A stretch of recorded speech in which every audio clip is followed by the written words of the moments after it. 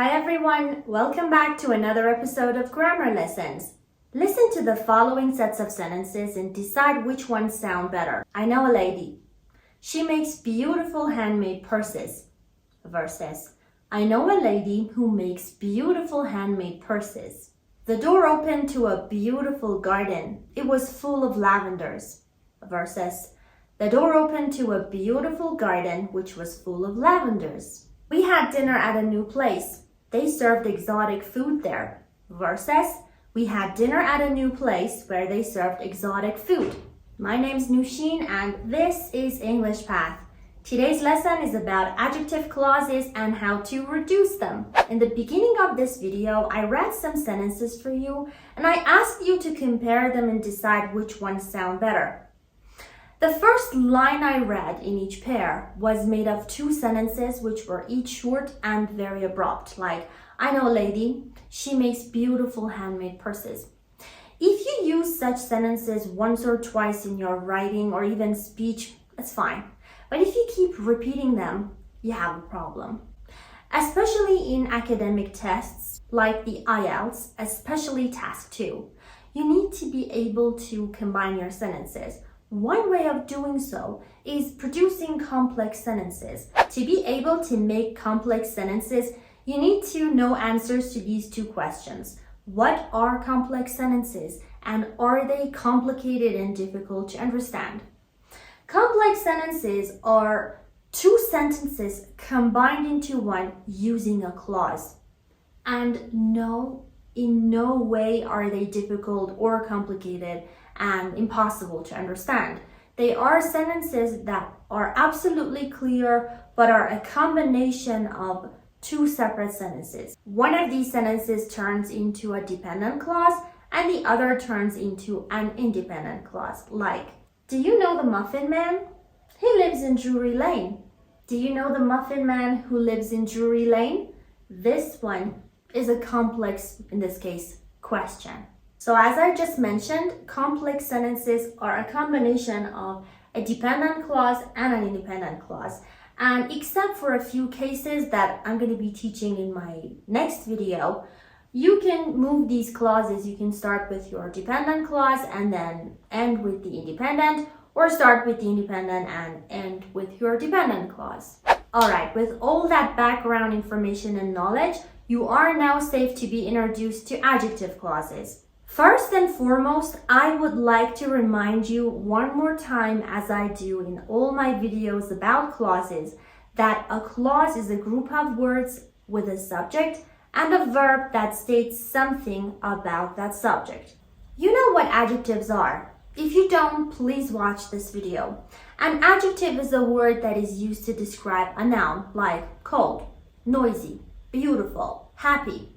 These are individual adjectives, single word adjectives. Just like these adjectives, adjective clauses are used to describe nouns, to modify them, to give us more information about nouns. For example, it was a sweltering day. Sweltering is an adjective that's modifying the noun day. If you need more information about nouns, please watch this video. The marathon was on Tuesday, which was a sweltering day. So, what kind of day was Tuesday? It was a sweltering day. This is an adjective clause that is giving us more information about the noun Tuesday. Adjective clauses begin with relative pronouns like who, whom, whose, that, which, where, when, etc. Just like my initial example, I know a lady who makes beautiful handmade purses. Adjective clauses usually answer which or what kind of questions, like, which garden did the door open to? It opened to the garden which was full of lavenders, not the garden which was full of apple trees. What kind of clothes do you usually wear? I usually wear clothes that are casual and comfortable. In general, there are two types of adjective clauses, defining and non-defining adjective clauses. Defining adjective clauses are those that distinguish one person or thing from another, like a screwdriver is a tool which or that is used for turning screws, like this one. This adjective clause is defining this tool. It is not a tool that is used for cutting wood, so you can't separate this from the rest of your sentence. It is information that's required to remain inside the sentence. One more example. He is the doctor who examined Ted. He's not the doctor who did a surgery on Ted's leg. He is the one who examined him. On the other hand, a non-defining adjective clause does not distinguish or identify a person or a thing from another. It only adds extra information to the person or thing. And a non-defining adjective clause can simply be removed from the sentence without changing its meaning. For example, a screwdriver, which is either manual or powered, is required to set the table up. Without the adjective clause, the sentence would be the same. A screwdriver is required to set the table up. As you can see, the non-defining adjective clause has been separated from the rest of the sentence using 2 commas. So that's what we do with non-defining adjective clauses. We enclose them with commas. One more example is, the doctor whom I trust said Ted will recover in 2 weeks. The doctor said Ted would recover in 2 weeks. My sentence is still the same without this extra information. In general, whenever you have extra information inside a sentence, you enclose it with commas. So when using non-defining adjective clauses to talk about things, you can only use which means I can't use that here. A screwdriver, which is either manual or powered. If I use that, my clause will be wrong and my entire sentence will be wrong. But in defining adjective clauses like this one, you can either use which or that. Which is more formal than that. So as I just said, adjective clauses are introduced with relative pronouns. How do we use these relative pronouns? Use who or whom to talk about people. But you have to be very careful when you're using formal English and when you're writing in the IELTS test, because you have to be utmost formal in the IELTS test. When you're using formal English, use whom to talk about the object of the adjective clause. What this means is that if you can replace the relative pronoun with object pronouns like me, her, him, us, them, use whom. If you can replace it with subject pronouns like I, she, we, they, use who. The academic explanation would be use who if you're talking about the subject of the adjective clause. But this will make it so simple. Whenever in doubt, just replace it with a subject or an object pronoun. Whichever works will lead you to the correct answer. Object pronouns, whom. Subject pronouns, who. Now, on the other hand, in informal English, you will use who or that to talk about people in general, no matter if you're talking about a subject or an object. Now, let's fill in the blanks together here. I think people play sports are healthier.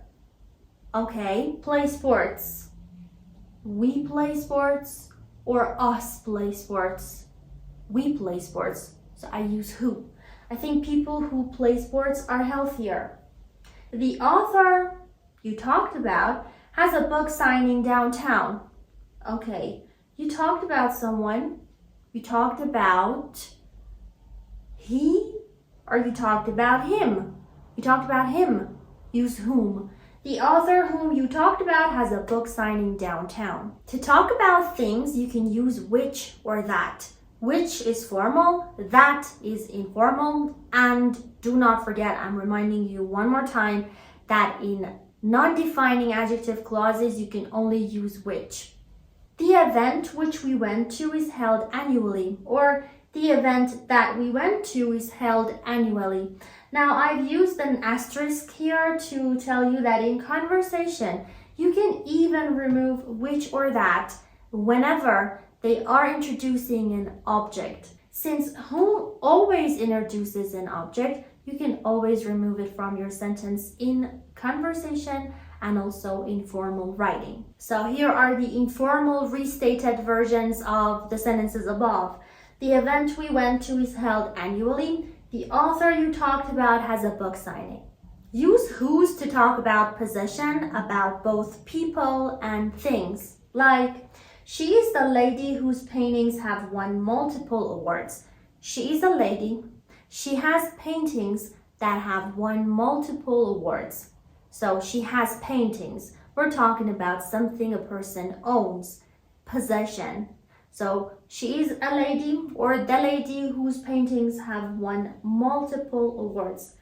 Paintings is a noun which is a possession belonging to the lady. And you should remember that after whose, you always have a noun because it is the possession we're talking about. Another example, the company has engineered a new phone whose features are quite impressive.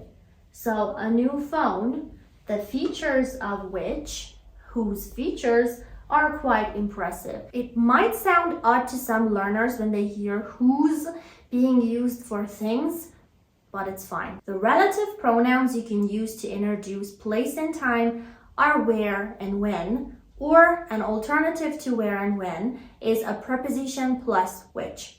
The preposition depends on the situation, like in places, if it is in a place, you use in which, if it is at a place, you use at which, etc., and also about time. The area where the quake happened has been evacuated. An earthquake happened in an area, so in which. The area in which the quake happened has been evacuated. They visited the museum where the newly discovered dinosaur fossils are displayed. In a museum or at a museum. So they visited the museum at which or in which the newly discovered dinosaur fossils are displayed. And examples about time. 8 o'clock was the hour when we were supposed to start the meeting, but there's a delay due to technical issues. So 8 o'clock, at 8 o'clock, right? For hours we use at. 8 o'clock was the hour at which we were supposed to start the meeting, but due to technical issues, we couldn't and there was a delay. So instead of when, you can use at which to talk about hours, on which to talk about days, and in which to talk about months, seasons, and years. Adjective clauses that are introduced with a preposition plus which can be stated in two different ways. Starting with the preposition, which is more formal, like the book about which I wrote an essay is an 18th century novel. Or ending with the preposition, like you use the preposition at the end of the adjective clause, which makes it informal. Like, the book which I wrote an essay about is an 18th century novel. Okay, let's compare formality and informality using these sentences. The artist about whom I talked is amazing. All right, first of all, we learned that to talk about people which are objects of adjective clauses, we use the relative pronoun whom. So we're formal there. That put aside, our preposition, which is about, has started the adjective clause. So this is completely formal. Look at the next one. The artist whom I talked about is amazing. So this is less formal than the first sentence because the preposition is at the end of the adjective clause. And caution, we don't use the preposition at the end of the sentence. We use it at the end of the adjective clause. Even less formal. The artist who I talked about is amazing. So who has been used to talk about an object. I talked about someone. That person is the object. Who, and also the preposition is used at the end of the adjective clause. So this is less formal than the second sentence. And finally, the artist I talked about is amazing. Remember when I told you that whenever the relative pronoun is introducing an object, you can drop it from the sentence? This is exactly what's happened here. We dropped who because it was talking about the object. And I also told you that in informal language, whom can always be removed from the sentence because it always talks about an object. So the artist I talked about is amazing. So this is a completely informal form of restating the same sentence. Some adjective clauses modify an entire sentence that is now turned into a clause because we're using a complex sentence that is made up of two clauses. Like, the concert got cancelled. Pay attention to the comma, to the punctuation, which made the fans frustrated. What made the fans frustrated? That the concert got cancelled. All of this made the fans frustrated. This is an adjective clause that is modifying everything that's said before it, and it is informal. You can pre-order the book, which includes free shipping. Again, what includes free shipping? The book? Nope. If you pre-order the book, it includes free shipping. So the adjective clause is modifying the entire independent clause, and because it is extra information and can be removed from the sentence without doing any harm to it or changing its meaning, it has to be separated from the rest of the sentence with a comma. And last but not least, let's talk about how to reduce adjective clauses. Like, you have an adjective clause and you want to reduce it, you want to make it shorter. It's quite simple. A reduced adjective clause begins with either a present participle or a past participle. The present participle form of a verb is that verb plus ing, like going. And gone is the past participle form of go. Done, eaten, spoken, written. Now, what do we do? Which one do we choose? How do we know which one to use? If the reduced clause is made from an active verb, start the adjective clause with the present participle. And if it is made from a passive verb, begin your reduced adjective clause with a past participle. How? I saw some people who were shooting a video. Some people were doing some action, right? Shooting a video. It's an active verb. I saw some people shooting a video. I use the present participle form of shoot. The school is planning summer courses which are devised for newcomers. Summer courses are devised. It's passive, so I will use a past participle in my reduced adjective clause. The school is planning summer courses devised for newcomers. Devised is the past participle of the verb devise. Now, if you have trouble making passive sentences or don't even know what passive sentences are, please watch this video.